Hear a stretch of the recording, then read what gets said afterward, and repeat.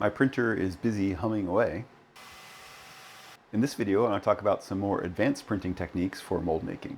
Hi, I'm Kent. Thanks to everyone who watches. I've recently passed over 10,000 subscribers, which is really cool. It's been a long, slow journey, but it's been fun making these videos, and I appreciate everyone watching. There's been a bit of a gap in my videos. I have been traveling abroad for work, and then I've been working on a big 3D printing order, and that's part of the inspiration for this video. You'll notice that print has two different colors of filament. There is black and there is gray. Why might you want to use two different filaments? Here are some 3D printed molds that I've made using Shapecast. These were all designed to use with just regular PLA. You don't have to use orange. I'm using orange so you can see it on camera. You can use any filament you want. Basically anything that prints well should be fine. It doesn't need any fancy filaments. PLA is nice because basically any printer can print it. It doesn't need too much special treatment. So as long as you can get good prints out of your printer, basically you want to make sure the features come out well, you should be able to use the Shapecast molds. And that was very much an intentional design choice. I wanted the basic molds to be as straightforward as possible to print. That way anyone can print them. You don't need to use PLA, you can use other filaments as well. So I've used PETG, I've heard of people using ABS. Potentially you could even resin print these molds if you wanted. The other aspect of these molds is I'm very careful with where the supports go and the print orientations. So for the vessel molds, there is a bottom ring that connects the inner mold and the outer molds. And these three pieces here basically replace collar boards. You can get the outer molds in halves or quarters, depending on how big your print bed is. Likewise, the ring can be printed in different pieces and then glued together, or if your printer is big enough, you can go ahead and print it as one piece. This one needs to be able to come apart so that we can demold the plaster later. And I go ahead and print everything in this orientation. The ring has these features on it that help prevent plaster from leaking, and then we use binder clips to secure everything together. Just a flat ring. The outer molds print this way, and in general, it can print the whole thing without supports, except for maybe the top lip, or if you have more of a bowl shape and it overhangs more, you might need some supports here. However, this wall of the 3D print is the outside of the plaster. This is a different form, but basically it's this piece right here. So it's the bottom outside face. So if you wind up with any artifacts from the supports, they won't impact your pot. Of course, it's nice to have a nice, smooth, clean mold, just so it's easy to handle and it just looks better, but it won't really impact the functionality of the pot. The inside of the mold is really what determines the shape of the clay, and that's what this piece is here. And these also print in this orientation. And so any supports or any overhangs are on the inside of the mold. So when this is printed, supports are printed going up into it to be able to support the foot of the pot. And those can be broken out.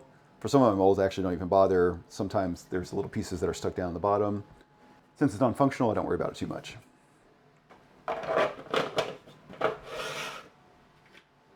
And it's a similar story with the handle molds. There's an outer wall, these are again replacing collar boards. There's a bottom plate with some features in it that allow us to insert the handle form itself. It has some registration points in it. That again, we can assemble with binder clips and pour plaster. These are easy to print with no supports. The base plate is very similar. You want to have a good printer because there's some relatively fine features in here. So you want to be able to get good prints. And then the handle mold itself is hollow. This has thin walls because we need to be able to flex it. And while PLA in general is pretty stiff, these walls are thin enough that you can get it out. And then this part here is the feed for pouring in slip. Basically, it creates this reservoir here. And often that feature needs support. So when it's printed, there'll be supports here. On the inside of the handle, usually it's okay without supports and it can just print just fine by itself. And then all of my molds I print on a Bambu printer. Basically, they just work. I wanted to use it as a tool as much as possible. And I'd rather not fiddle with all the different settings. And by and large, that works, especially with PLA, it's just fine. However, the researcher in me is always curious about how might we make things better. That has turned into several different iterations of the mold system for Shapecast over the years. And it also has me curious about other filaments. So I've done some test prints with PETG, and I had some problems with it. If you can go back a while ago and see some of my videos on that, I think one of the challenges there is that PETG really wants to be dry. I've since actually gotten a filament dryer, so that makes things a little bit easier. I've also experimented with printing handles with TPU. TPU is nice because it's nice and flexible, and that means that getting the handle out of the plaster, which can sometimes take a little bit of finesse, is a little bit easier. The challenge, again, with TPU is that it needs to be dry to print. I've since learned a few more things about those filaments. So when I printed the handle, I used this. This is TPU for AMS. I got an AMS for my 3D printer. The AMS lets you put 4 different spools of filament on top of the printer, and then the Bambu printers can automatically switch between the filaments. And when I originally printed my handles in TPU, I was having some problems. So I turned on supports, but I was still getting some weird artifacts, kind of like this. I don't know if you can see this, but basically has poked through. The handle form itself was fine, so what I wound up doing was just taking some clay and shoving in there so it didn't leak. But printing with supports with TPU is a little bit tricky because the TPU really wants to stick to itself, so supports don't really work the way they do with PLA. And I don't think it bridges as well. This is actually printed in a different flexible filament. This is actually a flexible PLA, and I wanted to try it out and see if it worked just as well as the TPU, because PLA in general is easier to print. However, I still had these problems.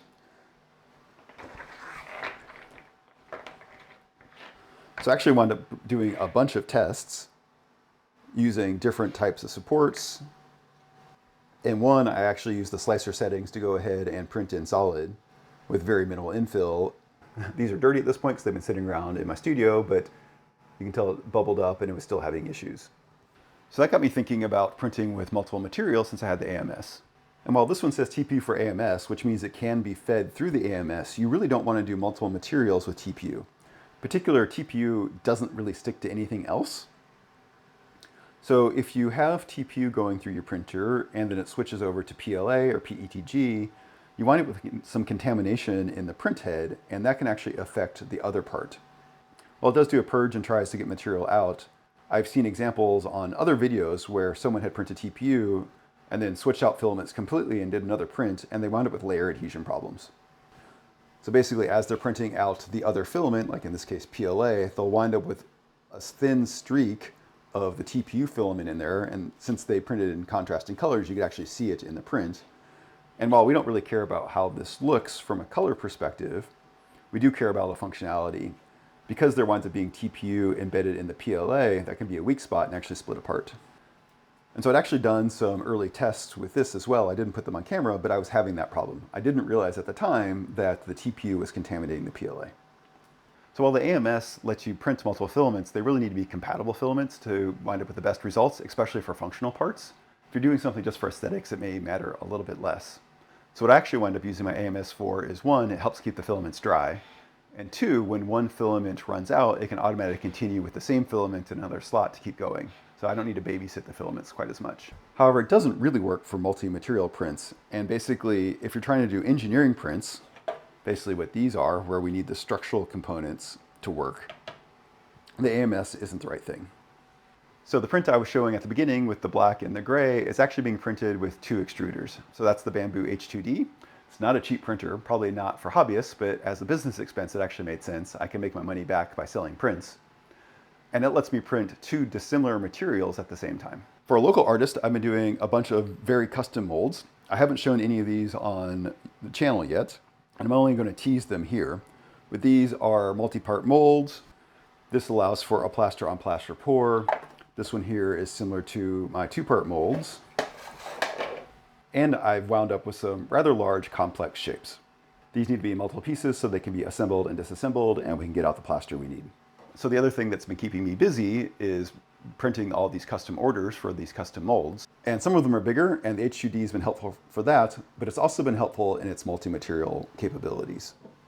These molds don't require TPU, but it is useful to be able to print the PLA with a second filament for support. In particular, I'm using PETG for the support.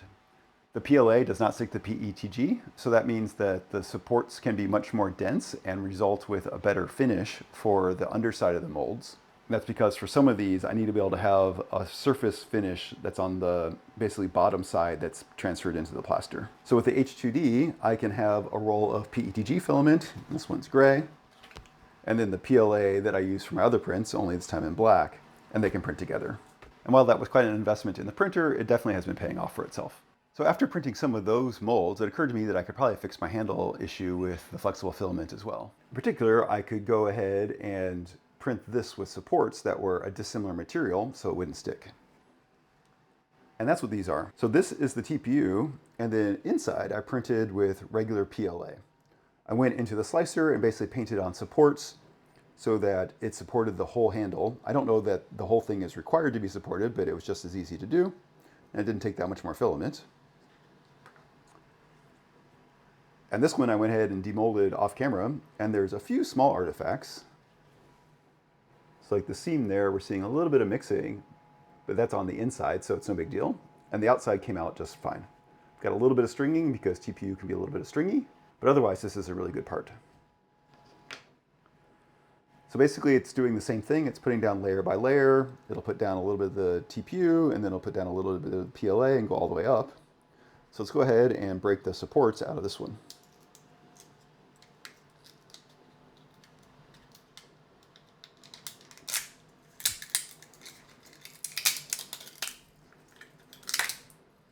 There we go, just like that.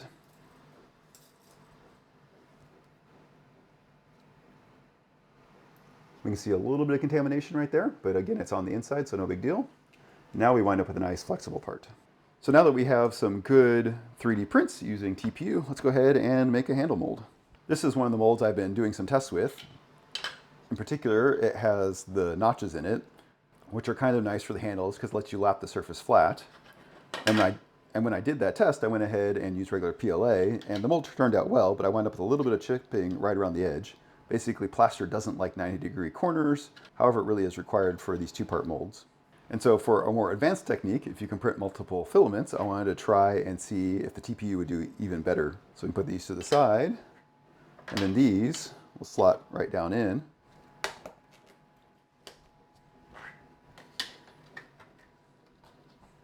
Just like that. And because the TPU is flexible, it should make the demolding process that much cleaner. So these have been used once before, so let me go ahead and clean off some of the plaster.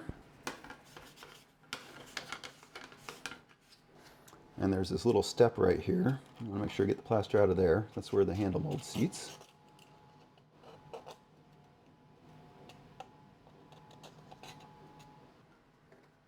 There we go, all cleaned off. Doesn't need to be perfect, but you want to try and get most of the plaster off.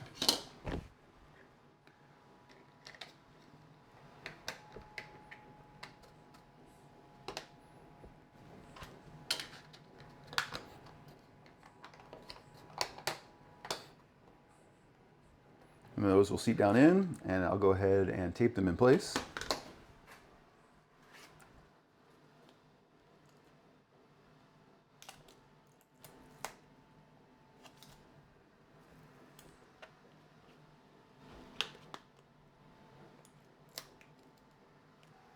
There we go, something like that.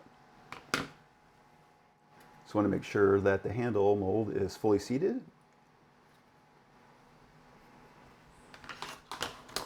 And again, this is the test one that I modified manually to put in the notch system. So I need to put in the corresponding pieces, and some of these were from my vessel mold, so I clipped them off, but they should work fine here. These will wind up being embedded in the plaster. The regular shape cast molds instead have a slight protrusion and a slight recess so that keys get created in the plaster themselves. However, these have more tolerance in them to account for variations in 3D printer tolerances. And the mold walls go on. One side has cutouts to account for the feeds.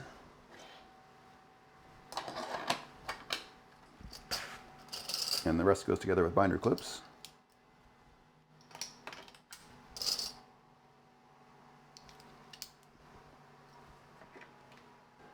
Something like that. I usually err on the side of more binder clips as opposed to less. I'd rather not have plaster disasters.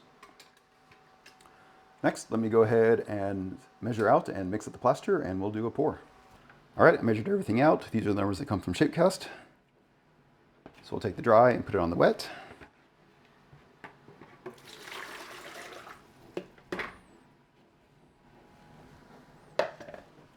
This is not a lot of plaster. It's hard not to get bubbles when you have so little plaster, but I'll do my best.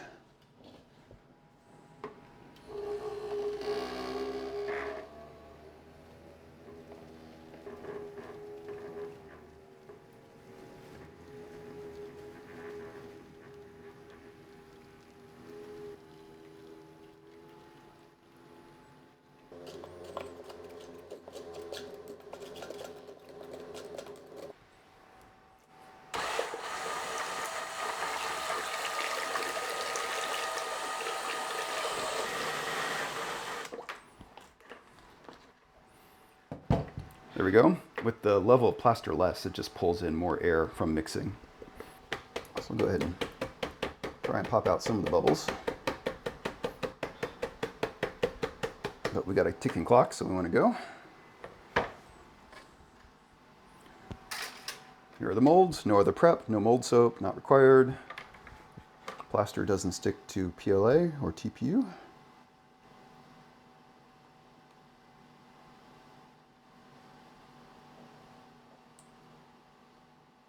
Or it doesn't stick well anyways. The mold soap really is there to prevent plaster from sticking to itself when you do multi-plaster pours.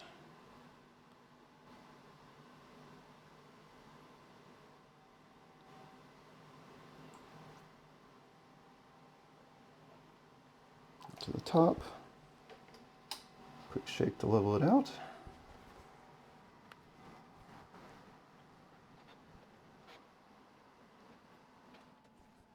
Plaster calculations look good. There's intentionally more left over. You want to have more, not less.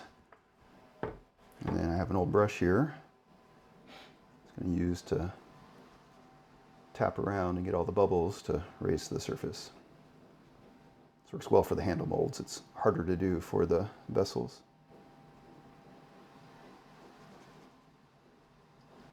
And if you have a vibration table for your plaster, go ahead and use it. It's great. Or you can just shake these around as well.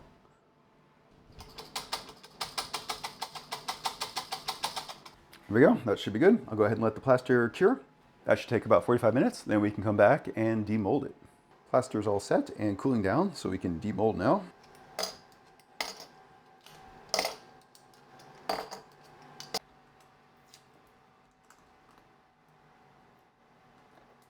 And remove the tape. So now the bottom plate will come off. And with the notches, we need to slide the pieces apart.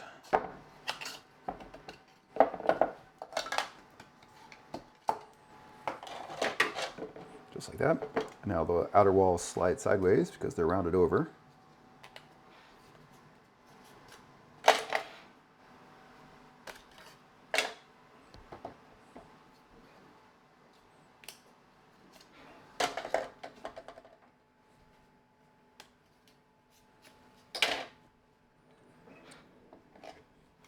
Definitely had some bubbles in the plaster, but I don't see any in the face here. That's good. All right, and this is where the TPU should shine. Normally I'm trying to film this and actually do the task at the same time, and I'm not the most patient, so I will often break the plaster just a little bit. But with the flexible filament, we should be even that much better off. Let's rock it back and forth a little bit. And really you need to pinch the filament together.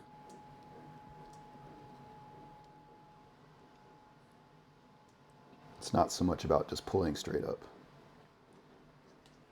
Now I've got big fingers, so a pair of pliers usually is helpful.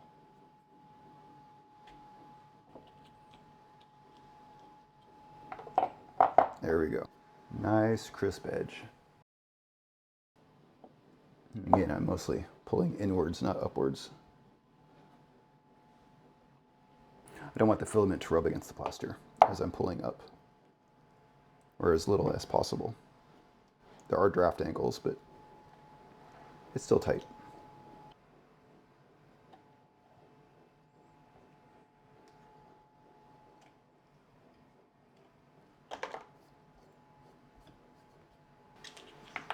Just like before, all these can be washed off and used again. And since I have the notches, I'm going to go ahead and lap these surfaces. That way they're nice and flat.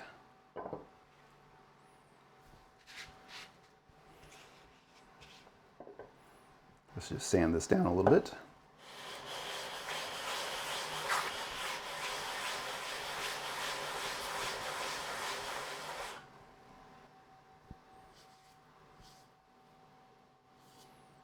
rough grit.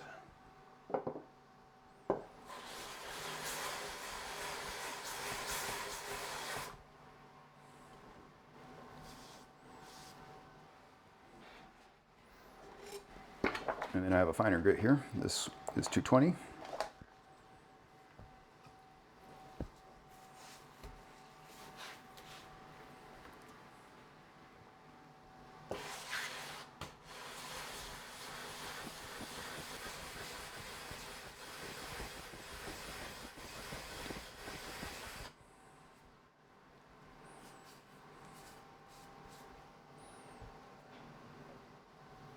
Nice and smooth.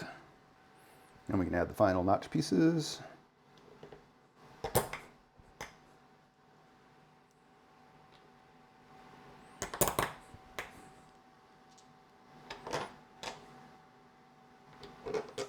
Just like that.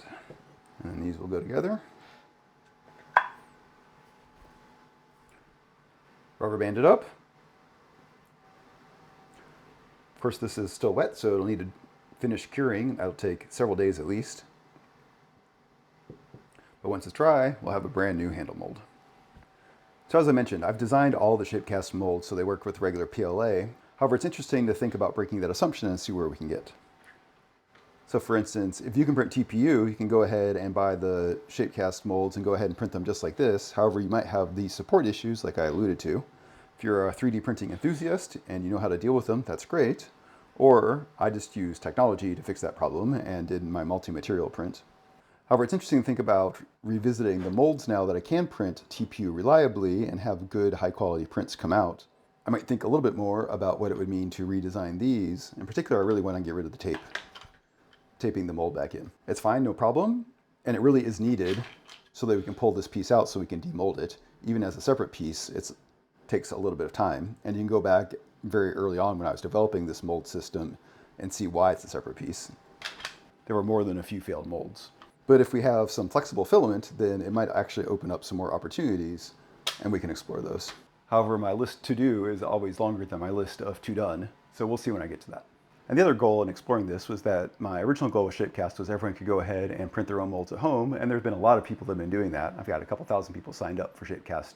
I think there's also a population out there that really just wants to focus on the ceramics itself, and so I've been offering more and more 3D prints. And so as I build up my own printing capabilities, being able to offer nicer prints to those who don't have just basic printers is a good option. So if you're interested in any of those, go ahead and reach out. And if you have any questions or comments, let me know. Thanks.